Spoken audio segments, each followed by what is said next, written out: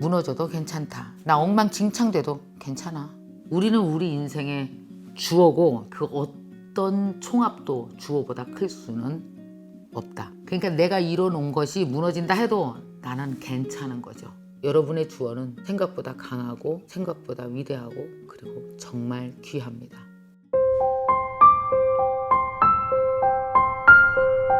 김미경의 북드라마.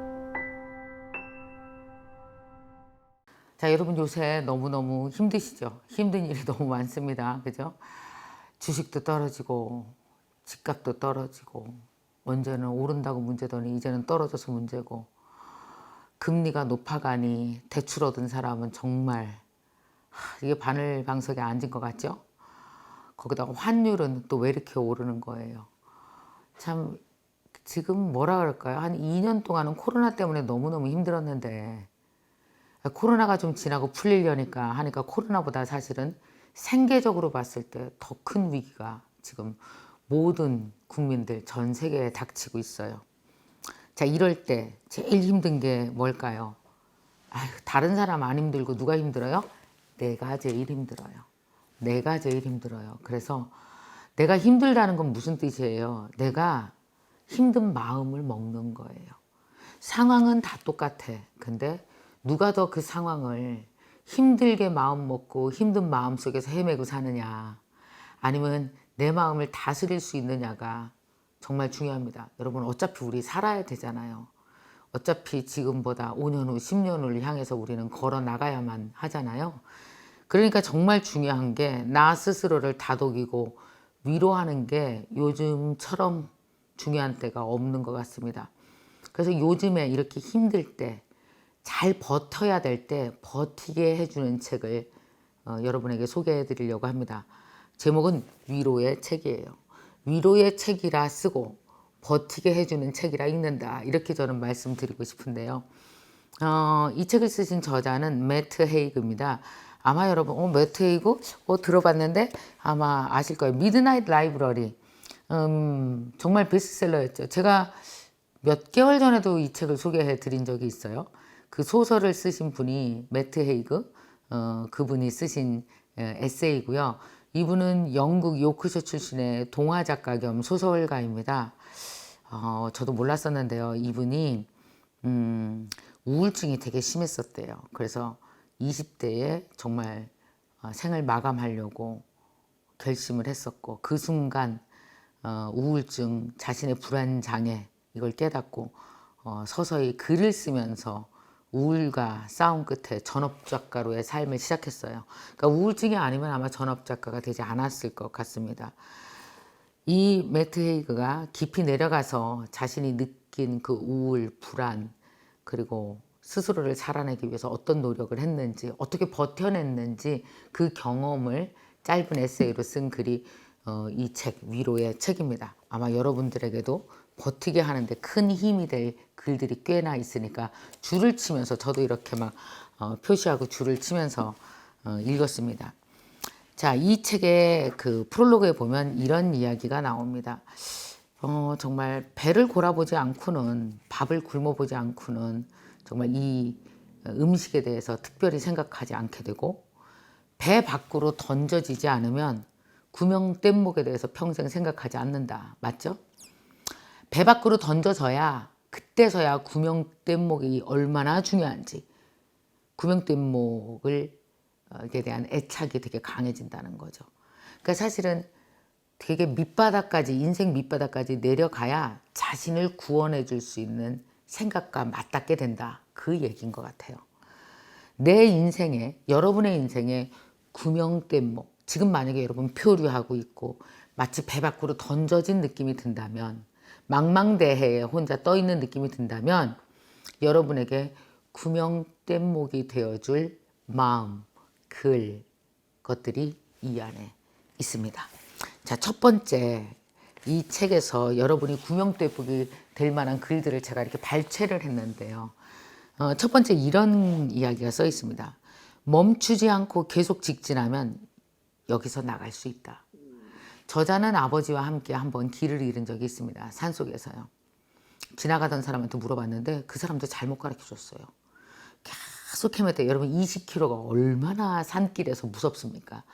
아버지와 함께 20km의 산길을 헤맸고 결국 나중에는 큰 길에 맞닿아 있는 동네의 한 마을에 다다르게 됐습니다. 이런 생각을 했대요.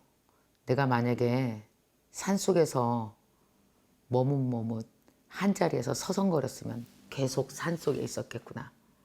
근데 머뭇거리지 않았고 서성거리지 않았고 빙글빙글 돌지 않았고 그 자리에서 앞을 향해서 가니까 결국은 전혀 모르는 길이었고 미지의 땅이었고 앞에 무엇이 있을지 몰랐지만 앞에 무엇인가 있을 거라는 희망으로 지속적으로 머릿속에 민가를 그리면서 마을을 그리면서 계속 앞으로 걸어간 거예요. 그랬더니 앞으로 걸어갔더니 만나게 된 거죠. 만약에 내가 산속에서 빙글빙글 돌았더라면 내가 만약에 산속에서 서성거리고 있었더라면 여전히 나는 산속에 있었을 것이다. 자, 멈추지 않고 계속 직진하면 여기서 나갈 수 있다. 한 발을 다른 발을 앞으로 내디뎌서 같은 방향으로 계속 걸어나가면 빙빙 돌기만 하는 것보다는 더 멀리 갈 수도 있다. 결국은 앞으로 계속 걸어가겠다는 의지가 가장 중요하다. 우리한테 되게 요즘에 중요한 말인 것 같아요. 힘들고 외로울 때 빙빙 그 자리에서 돌지 마시고 해야 될 일 하십시오. 밥 먹고 회사 가고 고민만 하지 말고 이불 싸고 눕지 말고 나가십시오. 이제 추워지니까 아마 이불 싸고 더 누울 수도 있어요. 걸어 나가세요. 나가야 벗어날 수 있다. 걸어야 벗어나갈 수 있다. 라는 이야기를 합니다. 아마 저자가 우울증 속에서 굉장히 힘들어하면서 이걸 벗어나오는 그 길, 벗어나오는 방법이 아마 걷는 것을 택했던 것 같아요. 자, 두 번째 구명대목이 될 말입니다. 이 책의 21페이지에 써 있습니다. 참 이거 중요한데요. 그냥 되게 힘들 때는 스스로 괜찮다라고 말해주는 게 아주 효과가 있었대요. 무너져도 괜찮다. 상처받아도 괜찮다. 나 엉망진창돼도 괜찮아. 이 빠진 찻잔이 돼도 괜찮아. 혹시 알아? 사연 있는 멋진 사람이라는 뜻이 될 수도 있으니까. 아무것도 안 해도 괜찮아. 시간을 최대한 활용하지 않아도 괜찮아. 있는 그대로의 모습도 괜찮아. 괜찮아. 여러분 스스로 괜찮다고 말해주지 않으면 견디기 힘들거든요. 괜찮지 않다라고 말하는 나를 감당하는 건 여러분 그거 아세요? 나 큰일 났어. 큰일 났어. 불안해. 큰일 났어. 여러분 봐요. 불안해 큰일 났어라고 말하는 나를 감당하는 게 누구예요? 나 자신인데 불안하고 큰일 날 나를 감당하려면 내가 되게 커야 감당할 거 아니에요. 큰일 났어. 불안해. 큰일 났어. 나 어떡하면 좋아. 나 돈 없어. 큰일 났어. 그러면 어때요? 내가 커야 돈 없는 나를 불안한 나를 감당할 거 아니에요. 근데 대부분 그렇게 불안한 나는 그 불안한 나보다 더 코딱지만한 내가 감당을 해요. 얘가 감당할 수 있어요? 없어요? 없죠. 그러니까 무너지죠. 말이라도 1년 지나면 괜찮아. 지나갈 거야 괜찮아. 잘 해낼 거야 괜찮아. 라고 말해줘야 그나마 조그만 내가 견디지 않겠습니까? 여러분 그거 아세요? 여러분은 그렇게 크지 않습니다. 나를 포함해서요. 우리는 그렇게 위대하지 않아요. 그냥 평범하고 요만해요. 그러니까 평범하고 요만한 나를 더 불안하게 하지 말고 괜찮다. 그나마 말이라도 괜찮다라고 말해주기. 자, 세 번째 구명대목이 되는 또 말이 있습니다. 좋은 말이 너무 많았어요. 굉장히 현재가 불안할 땐 그럼 어떻게 살면 좋을까? 저자도 현재가 너무너무 불안한 삶을 살았었잖아요. 죽고 싶고 우울증에. 그때 이런 생각을 했답니다. 지금 현재가 너무너무 힘들면 앞으로의 나를 위해서 좀 살아보자. 현재의 나를 위해서가 아니라 앞으로의 나. 그걸 저자는 이런 식으로 표현해요. 뭐라 그러냐면 이렇게 재밌어요. 다른 버전의 나로 살기. 그러니까 지금 버전의 나는 너무 데리고 살기 힘들고 지금 버전의 나는 감당하기 힘들다면 다른 버전의 나로 살기. 그러니까 꿈을 갖는 것이 뭐예요? 다른 버전의 나로 사는 거죠. 다른 버전의. 그래서 지금 되게 힘들다면 다른 버전의 나를 위해서 한번 살아봐라. 앞으로의 나를 위해서 살아봐라. 지금은 좀 비루하고 비참하고 힘들지라도 앞으로의 나, 뭐에 다른 버전의 나를 만들어라. 저자가 이런 얘기를 했어요. 사람들이 이런 질문을 했대요. 뭐 다른 사람을 위해서 살아. 그랬을 때 내 주위에 다른 사람 없는데요? 그때 깨달은 말을 합니다. 다른 버전의 너도 다른 사람이야. 다른 인생을 꿈꾸는 너도 다른 버전이야. 다른 사람을 위해서 살라는 말은 다른 버전의 너를 위해서 살라는 말도 그런 말도 통할 수 있어 라고 생각했대요. 자, 또 다른 구명대목이 되는 말들. 사람들은요, 힘들 때 희망을 가지라 그러면 야, 힘든데 어떻게 희망을 갖냐? 말이 되는 소리를 해. 근데 저자는 이렇게 얘기합니다. 나는 그 반대라고 믿는다. 신기하게도 저자의 경험으로는요, 힘들 때 희망을 가져, 그 말이 안 되는 말 같지만 말이 된대요. 왜냐하면 사람들은 가장 절망스럽고 가장 걱정스러운 시기에 사람들은 가장 매달리고 싶은 게 뭘까요?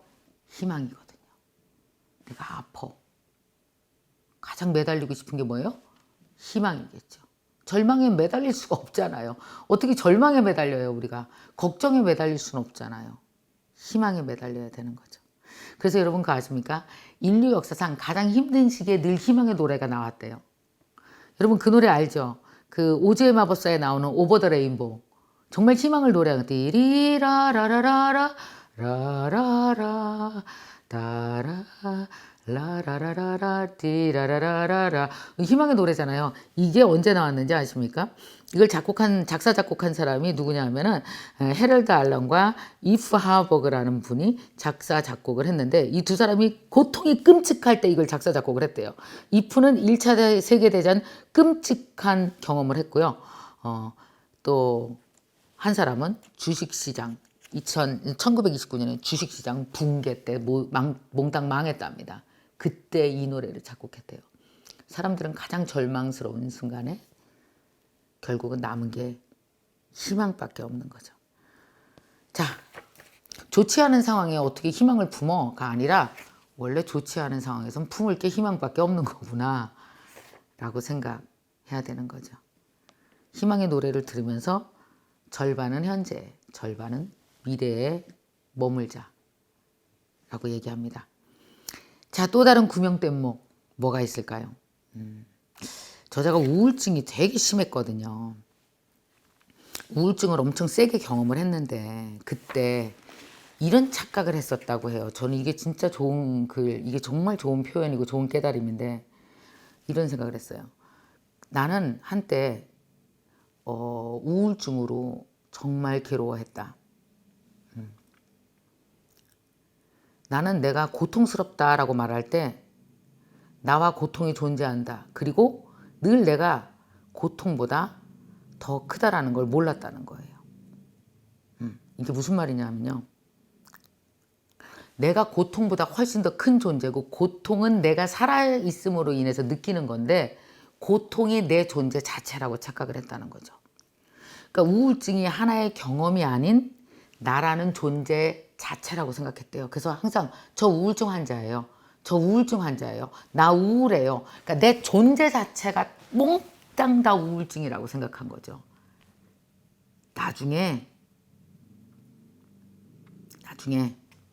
깨달았대요. 이렇게 말했어야 된다는 거. 나한테는 우울증이 있어요. 나 우울증 환자예요가 아니고 나한테는 우울증이 있고요. 나는 지금 너무 우울하고요. 나는 지금 우울증을 경험하고 있는 사람이에요. 여러분, 우울증을 경험하고 있는 사람과 내 자체가 우울증인 환자인 것과는 다르잖아요. 한때는 우울증이 나라는 사람의 전부라고 생각했는데 이제는 내 안에 공간이 되게 많구나라는 걸 깨달았답니다. 내 안에는 내가 이만해서 우울증을 경험하는 나도 있고 기쁜 나도 있고 희망을 품을 수 있는 나도 있고 내가 굉장히 크다라는 사실을 깨닫고 나서 우울증을 다룰 수 있다라는 거예요. 자, 여러분 요즘에 힘들면 힘든 상황 자체가 여러분인 하루를 사십니까? 아니면 힘듦을 경험하는 하루를 사십니까? 이 하루하루가 쌓여지면 고통을 다루는 실력이 커지는 것 같아요. 저도 그걸 경험한 적이 있네요. 그것 자체가 나라고 생각하지 않고 멀리 떨어져서 보려고 굉장히 애를 썼던 기억이 있습니다.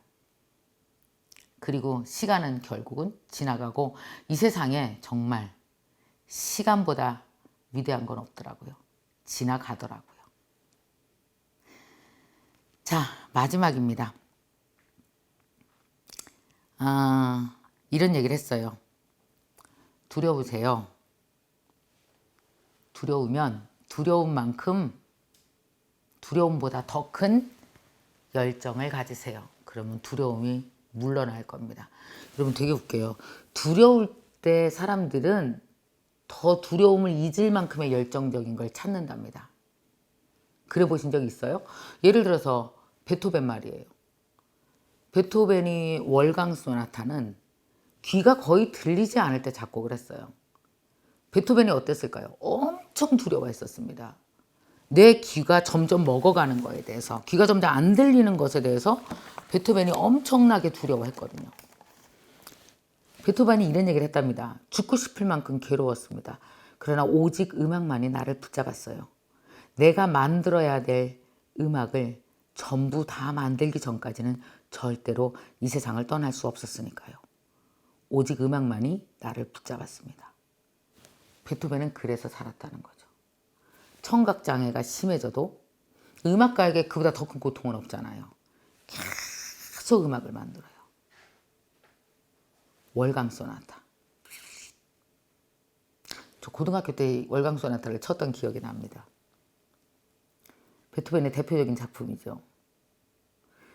이 곡은 베토벤이 귀가 완전히 들리지 않게 되었을 때 작곡됐거든요.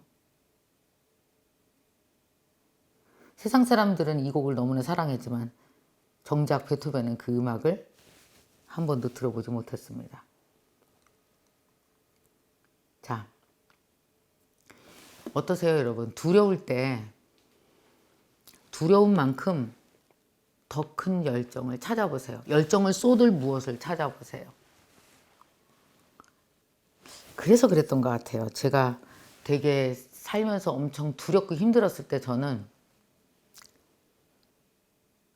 공부했어요. 그때 했던 공부가 사주명리학이랑 주역이랑 양자물리학 같은 그런 공부에 되게 어려운 공부에 푹 빠졌었어요. 성취감이 장난이 아니었죠. 새로운 왜 학습 있잖아요. 정말 그 학습이 주는 기쁨, 새로운 거를 깨달은 기쁨 때문에 두려움을 잊을 수 있었거든요.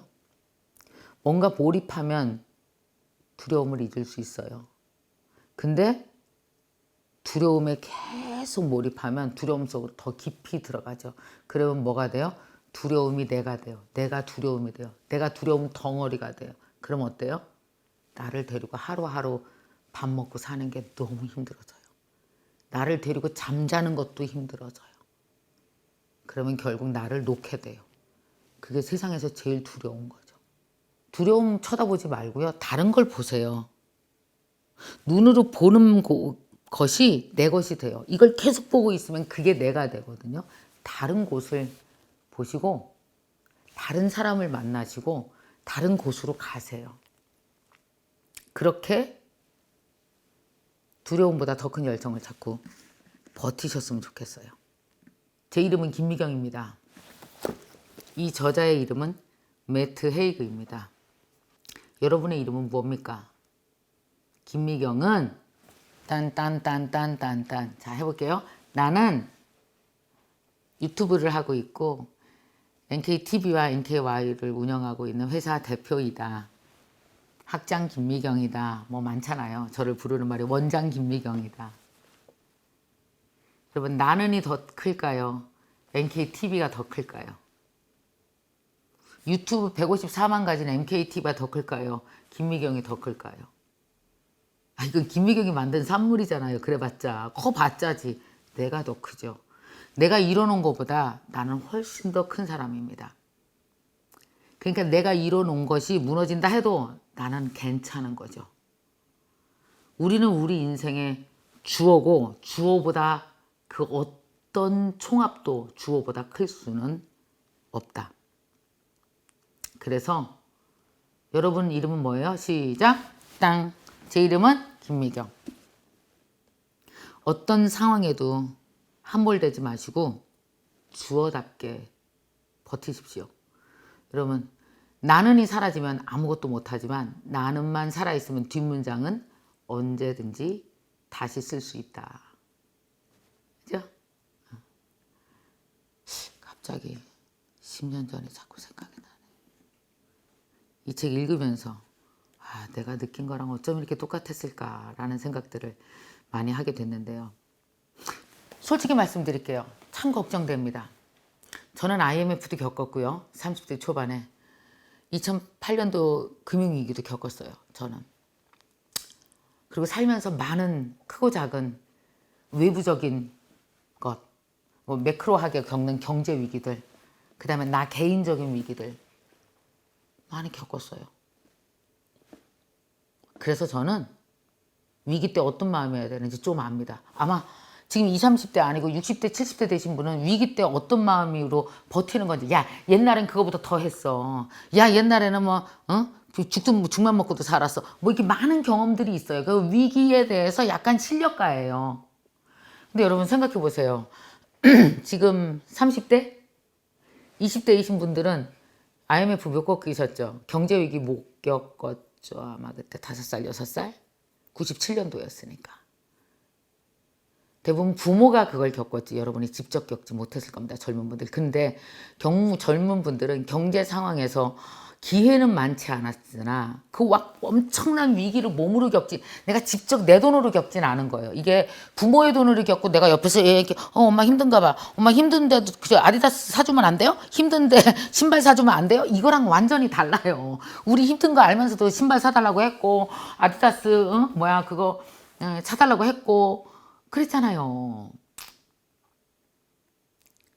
아니 아디다스가 아닌가? 그거 뭐지? 왜 이 잠바 다 같이 그거 입었었잖아요. 노스페이스. 그때 막 등짝 브레이커라는 말이 나오고 그랬죠. 내가 직접 경험한 것과 경제 위기를 간접적으로 옆에서 본 것과 너무 차이가 있습니다. 그런데 봐요. 제가 걱정하는 건 20, 30대가 태어나서 처음으로 경제 위기를 겪고 있습니다. 직접 본인이. 코인 투자에 왕창 깨져, 주식 투자에 깨져, 영끌로 집 샀는데 빚이 10억인데 이자는 막 700, 800 나가는데 월급은 500이야. 얼마나 힘드세요. 한 번도 이런 경제 위기를 직접 경험한 적이 없는 20, 30대 분들이 돈으로 받은 상처가 어마어마할 거라는 걱정이 참 많이 됩니다. 여러분 이럴 때 주어만 보세요. 여러분의 주어는 생각보다 강하고 생각보다 위대하고 그리고 정말 귀합니다. 기회가 다 무너져도 주어만 있으면 언제든지 다시 시작할 수 있어요. 알았죠? 여러분 위로의 책 읽으시고 이 위로가 여러분을 버티게 했으면 좋겠습니다.